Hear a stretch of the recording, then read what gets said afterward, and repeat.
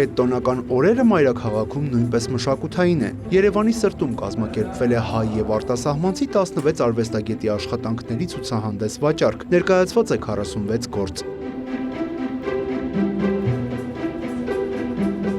Բարեգործական այս նախաձեռնության նպատակն է աջակցել առողջական խնդիրներ ու զարգացման առանձնահատկություններ ունեցողներին, նպաստել նրանց կրթության իրավունքի իրացմանը։ Բոլոր աշխատանքները օրիգինալ գործեր են։ Նկարիչները թե Հայաստանից են եւ թե տարբեր երկրներից։ Այս պրոյեկտի նպատակը Հայաստանում ժամանակակից արվեստի նկատմամբ մարդկանց հետաքրքրությունը զարգացնելն է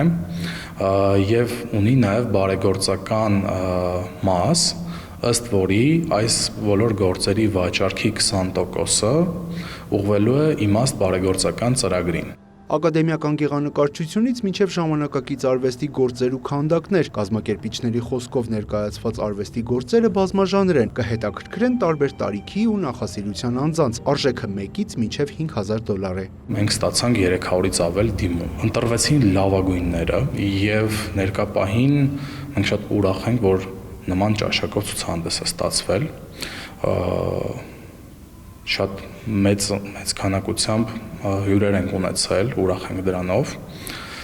եւ շատ ուրախ ենք, որ մարդիկ տեսնում են գեղեցիկը եւ գնահատում։ Նախագծի հեղինակը բոլորին մինչև հունվարի 15-ը հրավիրում է Գեղագիտության ազգային կենտրոնի Աբովյան 13 հասցեում գտնվող ցուցասրահ, վայելելու արվեստն ու իրենց ներդրումն ունենալու այս շատ կարևոր գործում։